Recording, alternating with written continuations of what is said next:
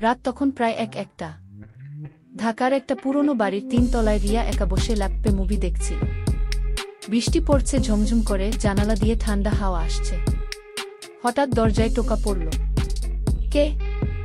আমি আরিফ, পাশের ফ্ল্যাট। বিদ্যুৎ চলে গেছে, চার্জারটা ধার দিতে পারবেন? রিয়া দরজা খুলতেই দেখল আরিফ ভিজে চুপচুপে। সাদা শার্ট শরীরের সাথে লেপ্টে গেছে, বুকের লাইন স্পষ্ট। চোখাচোখি হতেই দুজনেরই একটু অস্বস্তি। আসুন না, ভেতরে আসুন। বিদ্যুৎ তো এসেছে, তবু চার্জার লাগবে। রিয়া হেসে পাশে সরে দাঁড়াল। আরিফ ঢুকে দেখল ঘরে শুধু একটা টেবিল ল্যাম্প জ্বলছে। লাল আলো, বিছানায় কাপড় ছড়ানো। রিয়া শুধু একটা পাতলা স্লিপ পরে আছে, কাঁধের স্ট্র্যাপ একপাশে নেমে গেছে। আসলে চার্জারের অজুহাত ছিল। আপনাকে অনেকদিন ধরে দেখি, কথা বলার সুযোগ পাই না। গিয়ে আরিফ একটু লজ্জা পেয়ে বলল। রিয়া হেসে ফেল। তাই? তাহলে বসুন। কফি খাবেন? কফি বানাতে গিয়ে রিয়া বুঝল আরিফ তার পিঠের দিকে তাকিয়ে আছে। স্লিপটা খুব ছোট, হাঁটার সাথে পাছা দোল খাচ্ছে। রিয়া ইচ্ছে করে আরেকটু ঝুঁকে চামচ নিল।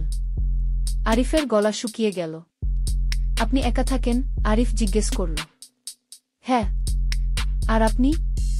আমিও। বউ নেই, বান্ধবীও নেই এখনো। রিয়া কফির মগ এগিয়ে দিতে গিয়ে হঠাৎ পা পিছলে গেল। আরিফ ধরে ফেল তাকে। দুজনের শরীর লেগে গেল। রিয়ার বুক আরিফের বুকে চেপে গেল। দুজনেই চুপ। শ্বাস পড়ছে গরম। শরীকু রিয়া ফিসফিস করে বলল, কিন্তু সরল না।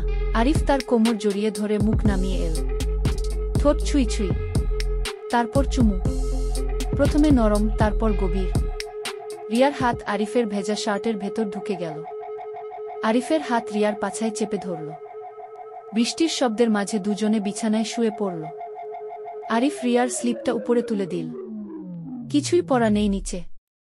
রিয়া লজ্জায় চোখ বন্ধ করল, কিন্তু পা দুটো নিজেই ফাঁক করল। আরিফ নিচু হয়ে চুমু খেল সেখানে। রিয়া কেঁপে উঠল, হাতে আরিফের চুল চেপে ধরল। আস্তে, ওভাবে করলে আমি আর পারব না। কিন্তু আরিফ শুনল না। তার জিভ দ্রুত নড়ছে। রিয়ার শরীর কাঁপছে, কোমর উঁচু হয়ে যাচ্ছে।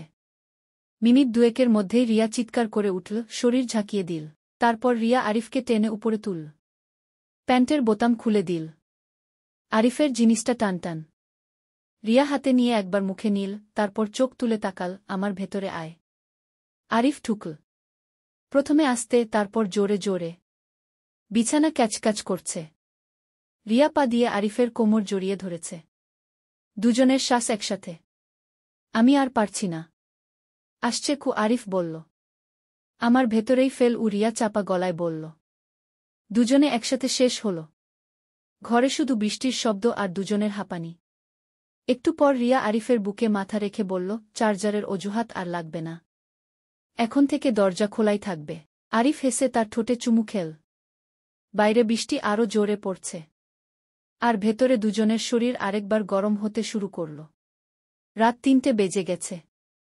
শহরের আলো জানালার পর্দা ঠেলে ঢুকছে, ঘরে একটা অস্পষ্ট নীলচে আলো। রিয়া বিছানায় শুয়ে আছে, চোখ বন্ধ কিন্তু ঘুম নেই। তার পাশে অর্ণব নিঃশব্দে শুয়ে, কিন্তু তার শরীরের উত্তাপটা যেন আরও বাড়ছে।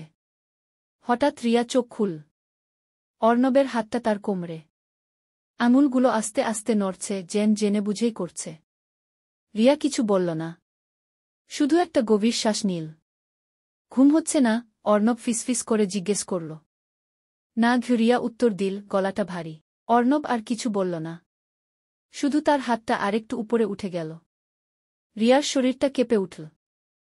সে ঘুরে অর্ণবের দিকে মুখ করল। অন্ধকারেও দুজনের চোখে চোখ পড়ল। কেউ কথা বলছে না। কিন্তু দুজনেই জানে আজ রাতে আর ঘুম আসবে না। অর্ণব আস্তে করে রিয়ার ঠোঁটে ঠোঁট রাখল।